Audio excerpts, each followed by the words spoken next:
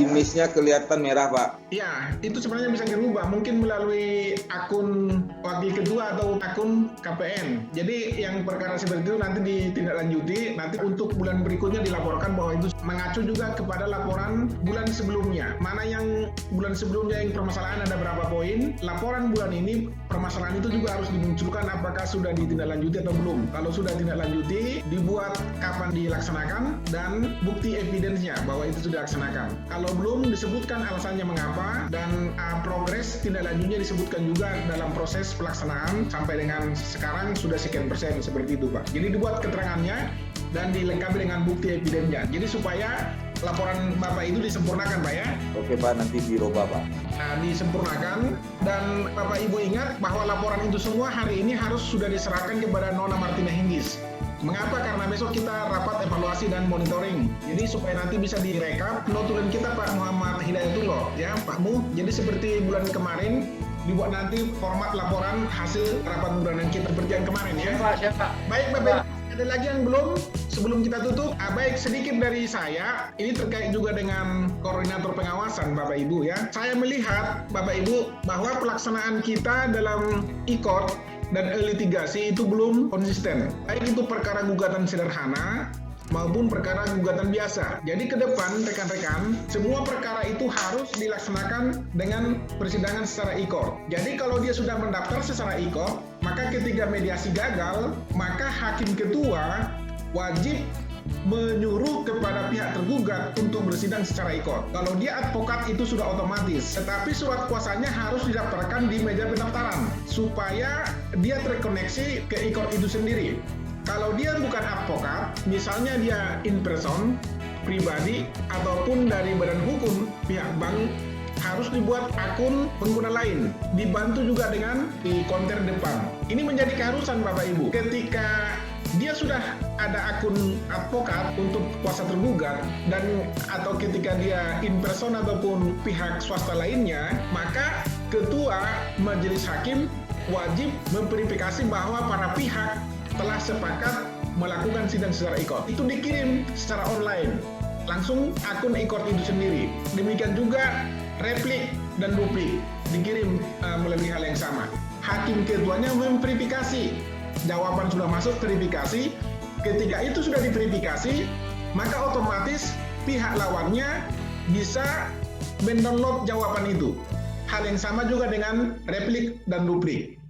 Dan juga termasuk dengan konklusi Bapak Ibu, termasuk putusan. Bapak Ibu yang banyak saya temukan adalah perkara itu sudah dilakukan secara e-court, tetapi salah satu pihak tidak hadir, disebutkan di putusan bahwa pihaknya tidak hadir. Itu tidak benar. Kalau dia sudah e-court, hadir atau tidak hadir dia di depan sidang, maka para pihak dianggap hadir melalui aplikasi sistem informasi penulisan perkara. Putusan ini dibacakan pada hari dan sidang tanggal tersebut dengan dihadiri oleh penggugat ataupun kuasanya, tergugat ataupun kuasanya melalui sistem informasi penelusuran perkara. Dampaknya adalah hadir atau tidak hadir dia di depan sidang, jurusita tidak perlu memberitahukan itu lagi kepada yang bersangkutan karena dia sudah dianggap hadir Bapak Ibu. Perkaranya secara e-court tetap diberitahukan. Jadi tidak benar itu. Bisa dipahami Bapak Ibu?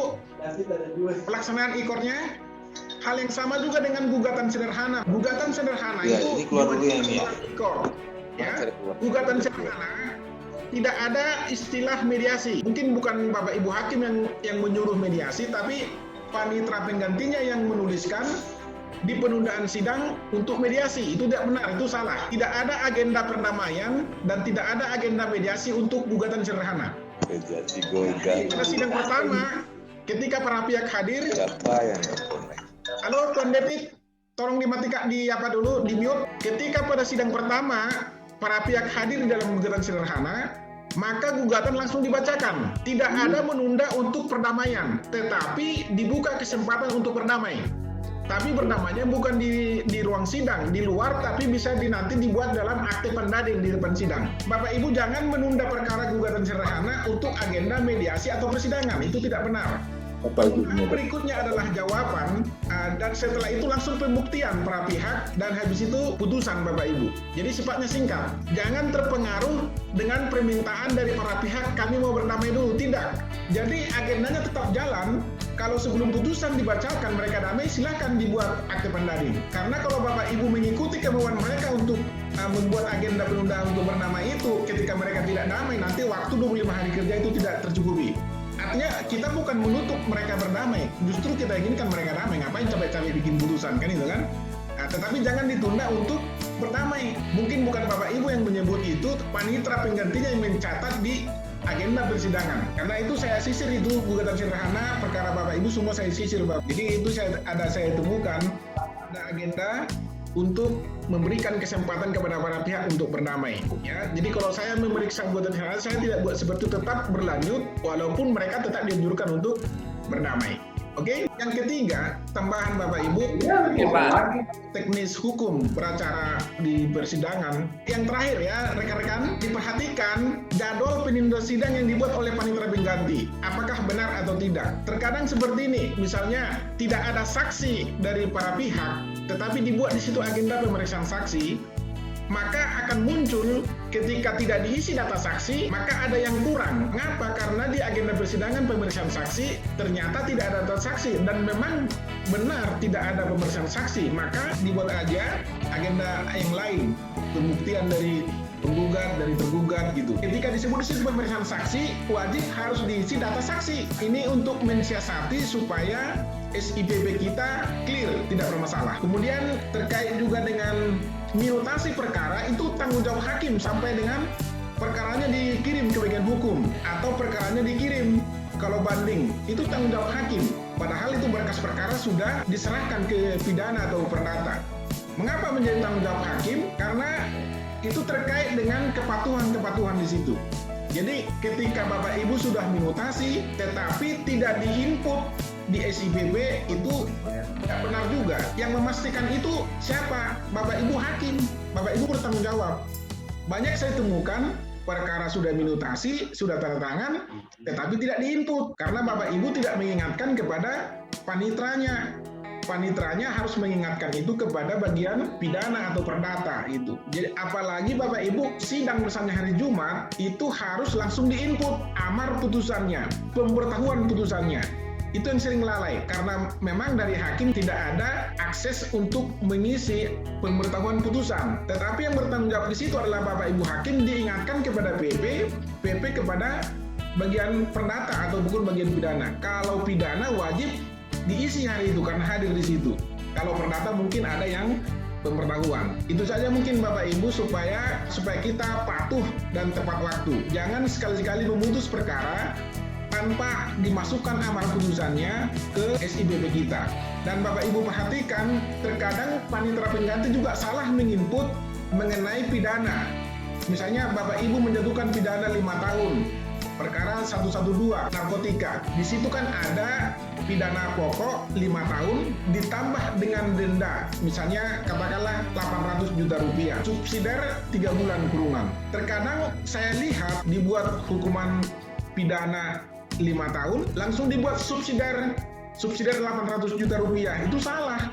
Yang subsidiar itu adalah dendanya ditambah pidana pokok 5 tahun, pidana denda 800 juta rupiah. Yang subsidiar itu adalah 3 bulan kurungan terhadap pidana dendanya. Jadi ada yang salah itu Bapak Ibu. Jadi langsung dibuat pidana pokoknya 5 tahun, subsidiarnya 800 juta rupiah, subsidiarnya lagi 3 bulan. Jadi 2 kali subsidiar. Dan itu kan nampak ketika kita lihat putusan itu. Jadi itu saja mungkin Bapak Ibu, supaya diperhatikan baik-baik. Sekali lagi mohon hasil pengawasannya disempurnakan, dilengkapi dengan bukti evidence, dan hari ini diserahkan kepada Nona Martina Hinggis supaya besok kita rapat Monet, semua itu nanti bisa direkam. Kira-kira any question, ada pertanyaan dari Bapak Ibu? Monggo silakan. Yang bertanya silakan di-unmute. Monggo Ibu Anissa, Teknisa.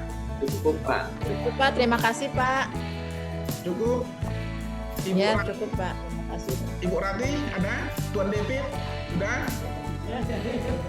Ibu Dian sudah?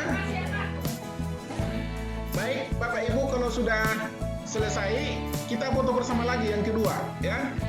dan diawali dan diakhiri dengan foto bersama. Jadi mah di belakang saya. Yang fotonya Bapak Ibu 1, 2, 3. Sekali lagi 1, 2. Oke, terima kasih Bapak Ibu semuanya. Terima kasih. Terima kasih Pak. Ya, sudah berhasil rapat. Kasih. Dan nanti dibuat Pak notulen rapat kita Pak Muhammad Hidayatullah seperti notulen minggu lalu. Sekian, terima kasih. Saya akhiri, wassalamualaikum warahmatullahi wabarakatuh.